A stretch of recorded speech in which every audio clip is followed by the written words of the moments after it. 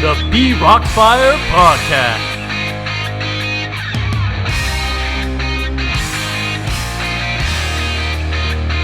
Good morning. This is LJ Regine. And I'm Will Fuller. And welcome to the BROxFIRE podcast. We're really excited today to welcome our special guest, the Broward Sheriff, Gregory Tony. How are you today, sir? Good morning, gentlemen. I'm doing pretty well. Thanks for inviting me today. I'm looking forward to our conversation. Me too. We've been thinking about this for a little while. We just feel like, there's so much unrest going on right now in the world, and we think it's important to have conversations and really just try to get a better understanding of what's going on and what we can do to help. I'm glad you two are engaged in wanting to figure out ways to help. I think you're speaking indirectly about a lot of the issues we're dealing with in the community right now when it comes to police reform and excessive force. And I tell you, I've been in this industry now, at least in this office, for roughly 19 months and been tackling so many different issues related to police misconduct and use of force. So I'm hoping to expand on some of the things we're doing here and kind of, have some questions present itself based on what we were doing and what we're going to continue to do in the future. We love that. That's great. Just before we kind of dive into that, we'd love to know just a little bit about you, your story, and how you got into law enforcement and what led you to the career that you have today.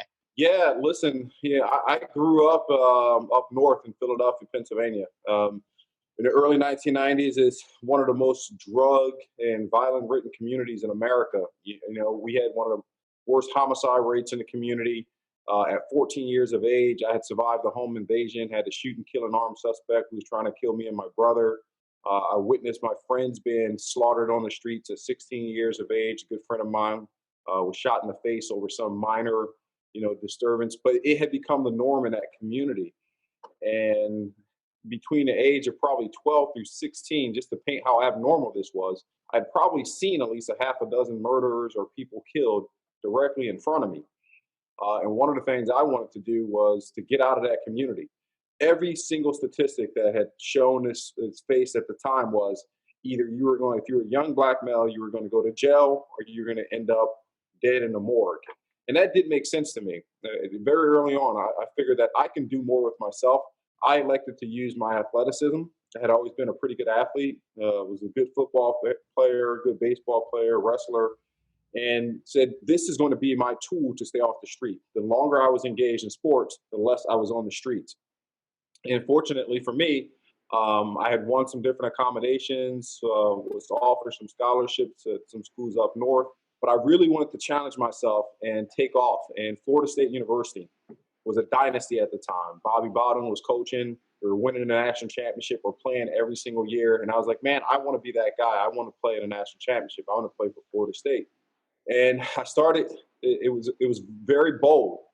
At the time, I turned down some local scholarships to schools there. I was the first person in my family ever to go to college and offer the opportunity. So it was kind of risky. But I remember telling myself, if I'm going to risk anything, this is the time to do it. If I'm going to advance in life, I'm going to have to give up some things. And so I decided at the end of high school, I started sweeping up in barbershops, saving up money, paid for my first flight. I had never been on a plane before. I sent the deposit down for my apartment in Tallahassee. Didn't even literally looked at it on the map and boom, I was going to land here at this apartment. Had $500 in my pocket, jumped on a plane with a duffel bag and never looked back. Played at Florida State, became a starter, played a national championship, won the ACC championship. Then after 9/11, knew I wasn't going to be some first-round draft pick. Sports was not going to be the answer. Always wanted to be a cop. Started my career here in Coral Springs. As a cop in Coral Springs, pretty much ran the gauntlet really fast. My first year on the road, having really known the streets and been on the streets forever, it was easy for me to be that officer that would, chase down guys, capture big drug cases. And before you knew it, I had a sergeant who offered me an opportunity to work in Bison Narcotics. And I went undercover for a RICO case and got deputized with the FBI. Had a successful case management working there. We arrested a lot of dirty cops, which is kind of part of the discussion we're going to have. And before you knew it, I was on SWAT. I was the first African-American SWAT operator. I was the first African-American sergeant, the first African-American burglary detective. and won many accolades, being highly decorated, even being awarded the Meritorious Award, which is one of our highest honors at Coral Springs. Lo and behold, I took an interest in active shooter. Active shooter had become kind of my obsession, really. I was like, this is continuing to happen in the country. It was occurring on a frequent basis. And so I went up to the Federal Law Enforcement Training Center with the permission of our chief, brought back all the training protocols that Coral Springs ended up utilizing on February 14th at the Stoneman Douglas shooting. Now, I had retired and went in the private sector managing and developed my own company when this happened. Unfortunately, I decided it was time for me to come back and do what I can to help because of that tragedy, and was offered an opportunity by the governor during an interview. I was one of 3 candidates that was interviewed and came out on top and was appointed the first African-American sheriff in 105 years. Wow. That's amazing. You have an amazing story, amazing pedigree, and just amazing transition in your career. And it sounds like you've seen a lot and been through a lot and have used a lot of your personal experiences on the job that you're in. And, just diving right into this, Sheriff, with George Floyd's death being the catalyst for everything that's been going on right now, I know you are both an African-American and a policeman, or sheriff, so you have a unique vantage point. And so I wanted to understand, what's your personal take on everything that's transpired in the past 2 months? Yeah, listen, I will tell you both, and I've spoke about this on several different media outlets. I grew up again in an environment where I had literally been George Floyd. I remember coming back from practice and getting dumped on the ground with several of my friends and cops putting their knee on my neck and patting us down only to say, oh, it's not you, get up and move on. But the damage had already been done. We had been, racially profiled, we had been thrown on the ground. And so when I watched George Floyd's murder, it really struck at home at how important this is. And I've said this time and time again. Long before I had these pretty stars on my collar around my neck, I had a knee on my neck. I've been that guy. And so it was something that I knew had already existed, but to see it in such a grotesque manner, 8 minutes and 46 seconds, to watch other law enforcement officers stand by and do nothing, it just reminded me of the importance of making sure this agency, where I have roughly 5,700 employees, 3,000 plus of them are first responders, so making sure this agency would be accountable and not allow that to happen here. And last year, early on coming into the office, I don't know if you guys remember, but we had a lot of controversy here with police misconduct.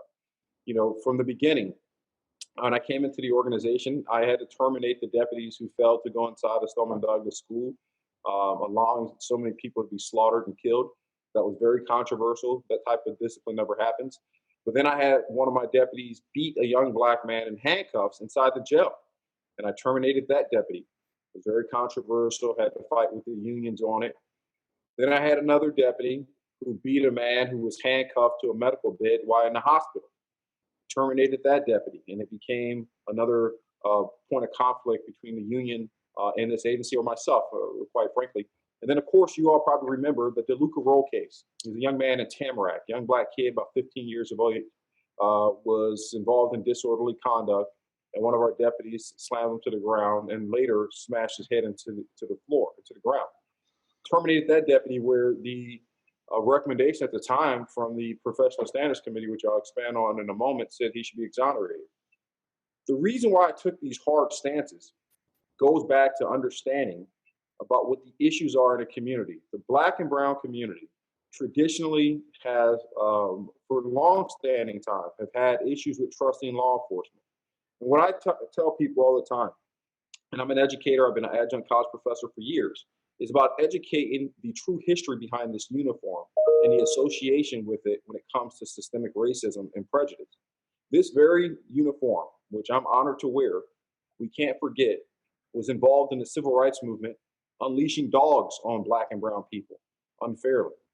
Even my fire services, where I have roughly 700 firefighters and I'm command of, their fire hoses was deployed on crowds of black, brown, and our LGBTQ community during these times of civil rights. And so there's a longstanding distrust with law enforcement that genuinely exists when it comes to black and brown people in this community. And so if we as administrators are not cognizant about these issues, if we're not doing things to train our people, then we're going to continue to have this problem occur in the community. From an accountability standpoint, it was important not just to keep terminating people. If I keep terminating people, it's retroactive, right? That means the harm has already happened in the community. Someone's hurt, harmed, killed, right, or injured. You can't have that. So we put forth some things that are important for this community: early warning tracking systems, a use of force review board, a much more accountable professional standards committee. I hired a judge to come in and chair it. That was unprecedented. We never had that. But I figure, who more qualified than a judge to look at a set of circumstances and say this is fair or unfair? So we're on track to do a lot of good things. And I'll answer some more questions. I know you had some things that you want to bring up. Yeah, I think what you're saying is you're really articulating the issues that we're having, and you're talking about in the community, the Black and brown communities. So the last couple of weeks, you're getting, from our perspective, you get a lot of different media reports, and whether you're left, right, whatever you are, there's a bias, a slant. So you got to try to cut through some of the noise and try to get to the facts. So one of the articles that will be linked in the podcast, and I've shared with you, is from the Wall Street Journal, and it's The Myth of Systemic Police Racism by Heather McDonald, and it quotes a study that researchers found at the end that there is no significant evidence of anti-Black disparity and the likelihood of being fatally shot by the police. And it goes through all the numbers. And, it's looking at it from a data perspective. And the question was, are police specifically targeting Black and brown people to kill them? And I just kind of wanted to understand, your response to that. Do you think, as a policeman, that this is something that is being specifically targeted? And I just wanted to, are the researchers missing something here? And because we got to try to find that middle ground where, the rhetoric that gets everyone all upset, and let's look at the facts at the same time. Yeah, so with any research report, you have to keep in mind a couple of things with it. One, it's a snapshot in time. It's very restrictive into what it's expanding and examining. And for that particular report, one of the fundamental things it's not including is the culture that exists. Okay. The culture of mistrust, the culture of traditional over-policing in Black and brown communities, the culture that exists with disproportionate arrests and encounters with Black and brown people, the true disproportion of the amount of minorities that are in custody right now within the Department of Corrections or even in our jails, and then the disproportion of sentencing guidelines and how they affect Black and brown people. So when you tally all those things up and you inject law enforcement officers into the community where a system has been in place that almost is targeting minorities more than any other population, there will be a nexus to the negative encounters, meaning the officers who get in that engagement and kill somebody of Black and brown color. And how does that happen? I mean, there's a multitude of social issues that are directly related to this. Why is most policing done in the inner cities or in the lower income communities, right? Because you typically have a higher degree of criminal infractions occurring in those communities that are associated to poverty. What do I mean? Why do we have a higher burglary rate in predominantly Black communities that are low in terms of income? Because people are trying to figure out ways to provide food, to provide funding and money, to buy all those disposable income things that wealthy people can do. And so there's an association there. Why are people selling drugs? Most of them don't have the education. Most of them don't have the resources to go to college. I just told you about my own personal story, right? I swept up in a barbershop to find my way at Florida State. And so, but the alternative could have been me becoming a drug dealer, right, and selling drugs in the street, right, which would have had a greater risk factor. I knew this very early on, right? So I had preferred to sweep up in a barbershop, but that is not the case for so many other people in the community. And so when that study articulates that it's not a matter of policing going out and identifying and targeting, I think that's accurate. but it's also misleading because what it doesn't account for is that we are over-policing the minority communities, and therefore it is only a matter of time before these things occur. Yeah, I mean, I think you make some great points there, and it just gets me thinking. One of the things that Will and I talk a lot about on our podcast are men's issues, and it's really important to us to discover our identities as men. And I grew up; my parents were divorced, and I know that in the Black community, there's a lot of fatherlessness and fathers who are not in the home. And I wonder what your thoughts are on that contributing, especially when it comes to joining gangs, being part of that culture, the drug culture. Do you think that the lack of strong parental figures contributes to this problem? Yeah, that's part of it. It definitely is a nexus there where it's hard to find positive role models in parts of the Black community out there. But it's not just stuck to single parent households, because I will tell you, in the early part of my adolescence, both of my parents were there. And then, later in my early teens, there's a separation. But I can recall the difference in how the parenting took place in my household when both parents was there versus just one. And my mother had to carry so much more weight and wear dual hats and become Right. both the father figure and the financial winner, the breadwinner for the family, by working 3 or 4 jobs herself. But I didn't really have a strong male figure in my life until I got onto a much more competitive team environment.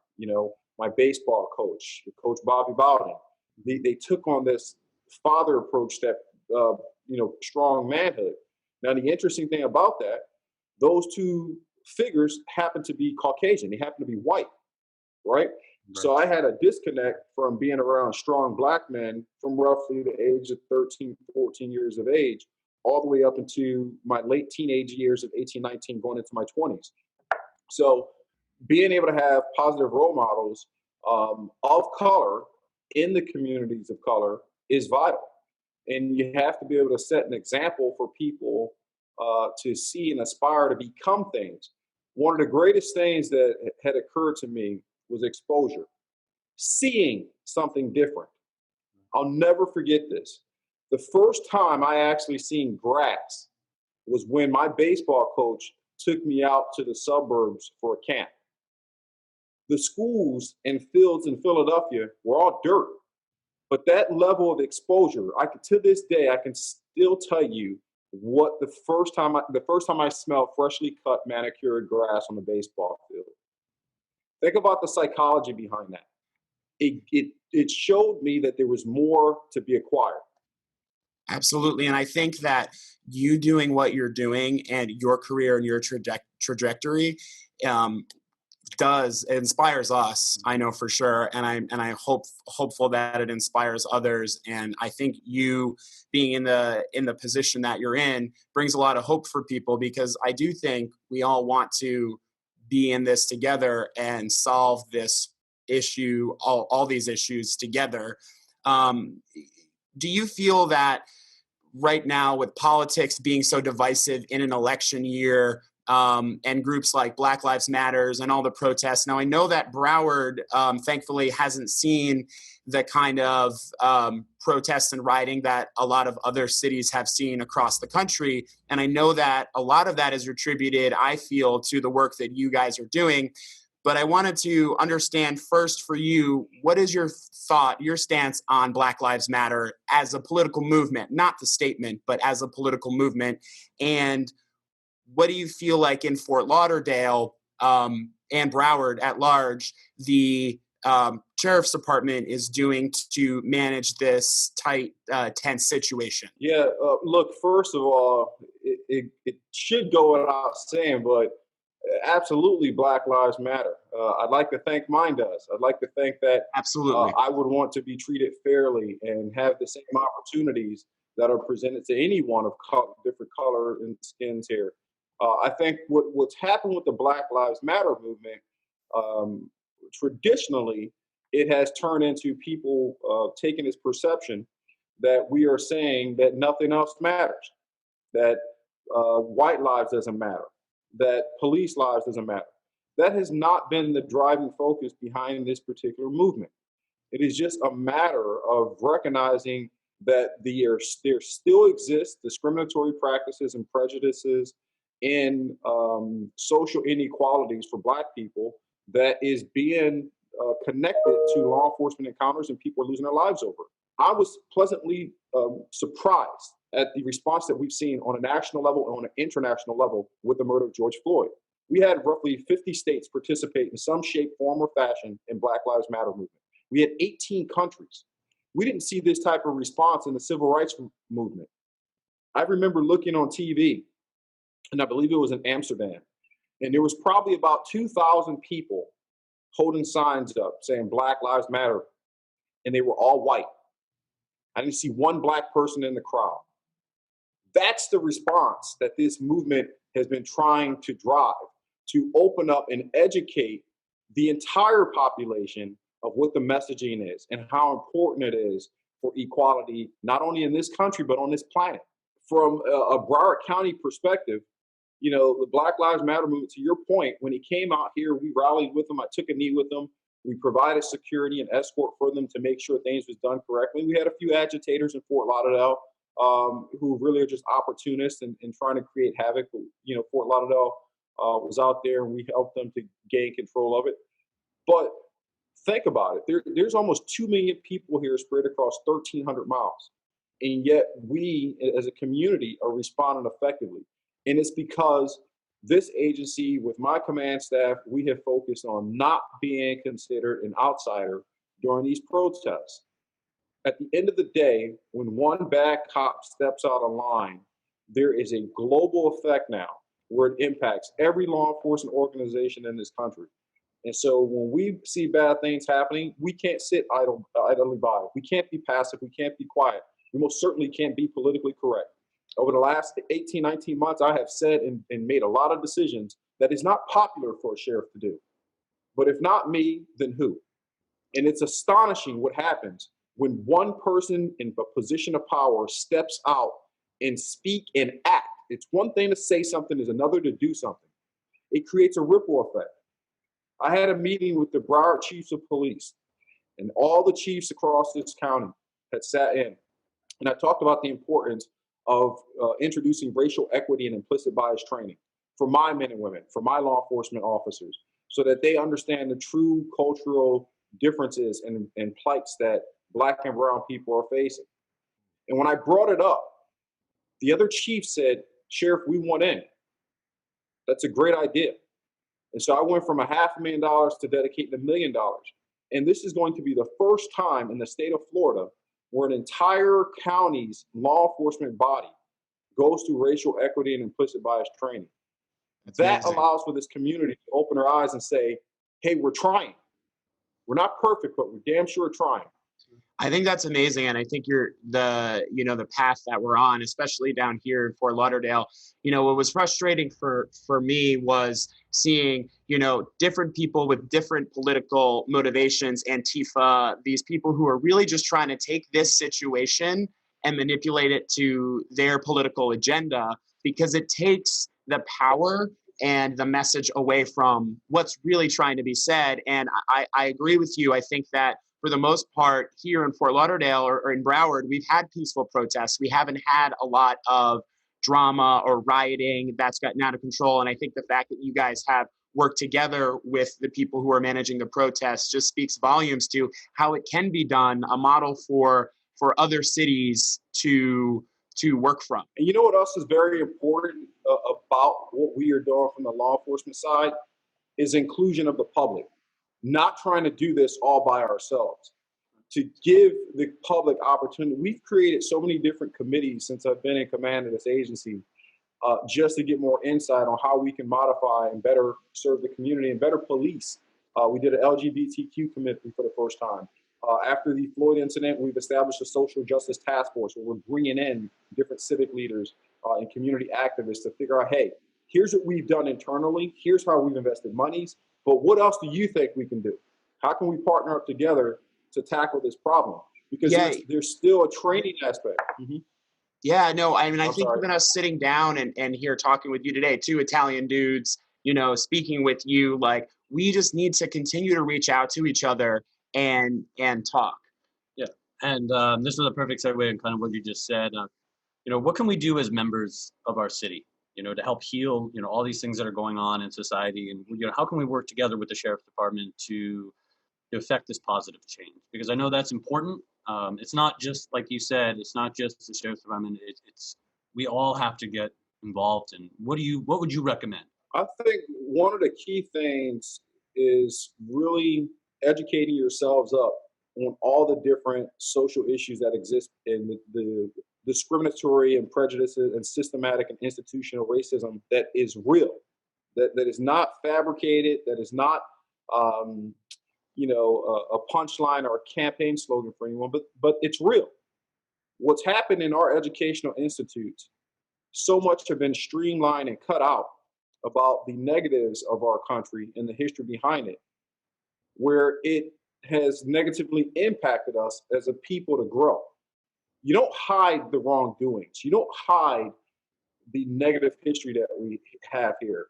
Because if you do, you're more than likely to repeat those same failures. And I'll give you a prime example. I was talking to one of my deputies, young, probably about 25, 26 years of age, been with the agency for a couple years, and was expanding on the history behind racism here in this country, from slavery to Jim Crow to segregation to the civil rights movement. And something happened that really opened my eyes. She didn't know what Jim Crow was. 20 plus years of age, from South Florida, never heard of Jim Crow. These dialogues and conversations and education is important. And it's important not for just Black people to know about it, but it's important for our white brothers and sisters to know about it, so that when there's a real conversation about racism and institutional prejudice and discriminatory practices that are occurring, you can be an ambassador to speak the truth. And it doesn't come off as just another Black person complaining about issues. No, these are realities. Engagement. Get involved in all our civic groups and committees that we're doing, because you will have a voice.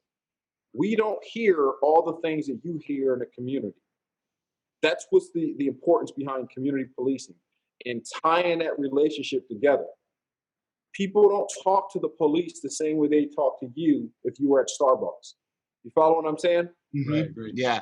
But do you feel like, though, if this young deputy not knowing about Jim Crow laws, it feels like it's gone so far now that we're talking about canceling George Washington, and where can we meet in the middle and be like, yes, we have an amazing country that we're all proud to be of. We do have a history of bad things that have happened, mistreatment, slavery, all of that, but let's not throw out all the good stuff.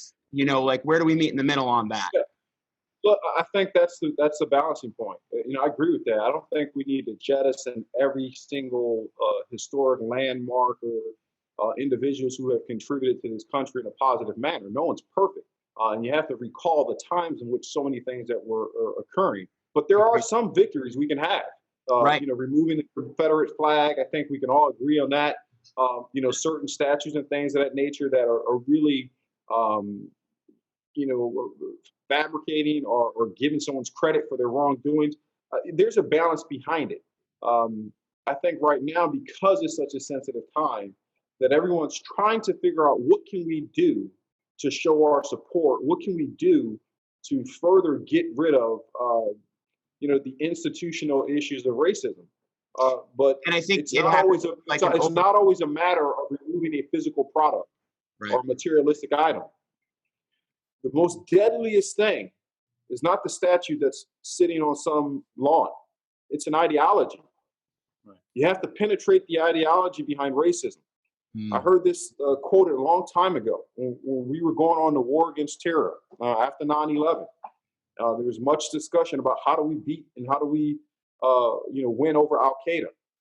And was it a matter of dropping a multitude of bombs? Was it a matter of were we going to be the strongest military force to do it? That goes without saying. Yes, we have that. But one man's terrorist is another man's freedom fighter. And so if you are going to beat a terrorist or you're going to beat racism, you have to change someone's ideology. To change an ideology, you have to educate them on the truth. And then you give them an opportunity after having the truth to make a conscious decision. Will you live in a world of lies, or are you going to accept the truth and modify your behavior? And I agree. I feel like that's one way to end it, but, because that's a great way to try to finish off. But I do want to end it on this. If you had one message to the world right now, to the world, what would it be? God, that's pretty deep. There's a lot of people on this planet, and to merge one singular message. Well, how about this? How about if you had one message to the people of Broward County, who will be voting for you in the fall? What would you say? I would say to the voters here that this is the first time in this county's history that we have an opportunity to bridge the differences within our cultures, within our business districts, within our financial communities, the rich versus the poor. I have taken on an ambassador role here, not just the sheriff, not just the chief law enforcement officer, but because the level of power that exists in this position and the influence, I can walk into some billionaire's mansion in a home, or I can go into a community where someone's living in 500 square feet. And I've lived both sides of that world, and I understand the issues. We haven't had that here in a long time. And I have been bridging these gaps and bonding this community and doing the reform efforts to make sure we don't have conflict here, being accountable, stepping out and doing the things that people expect. So many things have changed over the last year: policies, protocols, procedures, cultures, expectations. But for all the things we put in place, there isn't a policy for decency. You either have it or you don't. And I learned that a long time ago. And so the goal here now for this community is do we go back to a broken past, or do we guess and hope for broken promises that people give on a campaign speech? Or do we look at what's going on right here, right now, and say that works for this county, and it most certainly works for this state, and it can be a model for this country? Wow. Perfect. Wow. I appreciate that. Thank you so much. I think decency and reaching out and working together. And we're so thankful, Sheriff, for you talking to us today. Thank you so much for taking the time. John, thanks for having me on, guys. All right. Thank you. I really appreciate it. Wow. That was awesome. That was great. What a great interview. I really appreciate the fact that he took his time. He's very busy, especially during times like this. Mm-hmm. I feel like, when you're running a campaign and you got all these things going on, but just think of all the stuff that's happening outside right now that are needed, and the voice that's needed. And he took 30 minutes of his time just to have a conversation with us. And I thought that was awesome. Yeah. And I think that's the point that really resonated with me, was him talking about reaching out, being an ambassador, and finding that common ground. And I think that, his message and what he's trying to do for Broward, it definitely resonated with me. Yeah, and the one thing I was hoping for, and you never know when you're doing an interview, is that you hope that the person, even though they're as a sheriff, you hope that they step outside of what they do, and I believe that he did that. And for me personally, I feel like you didn't feel like he was like, he didn't have an agenda. He wasn't trying to play politics. He was just trying to speak from his heart and his experience. And he was saying things that, there might be some sheriffs out there, police officers out there that might be like, whoa, but at the same time, he's got to be real. Mm-hmm. And I understand that for us, two guys, a podcast, he could have easily just been like, no, I don't have time for you guys. He literally took time.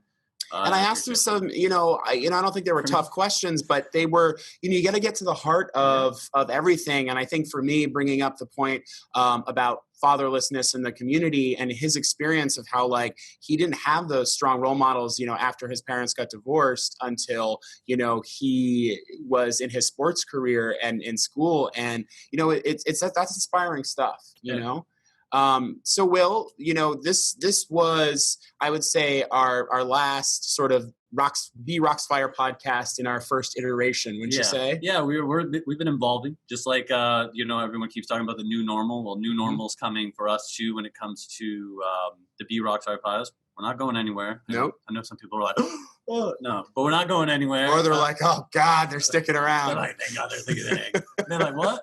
They're about to celebrate. But we're gonna morph a little bit. Yeah, we're going to morph, and we're going to get a little bit more focused and talk about things that, after listening and taking your feedback on what you guys want to hear about, we are going to start talking about that stuff and, how you got those. And honestly, and let's put it this way, the message is that, we both love health and fitness. Yeah. And so that's kind of where that's what brought us together, really. Right. Yeah. Literally. Yeah. And we feel like there's a lot of questions out there. I've been on this now 60-day body transformation. You also have been going through this muscular, and we're completely different in what we're doing, but at the same time we get lots of questions.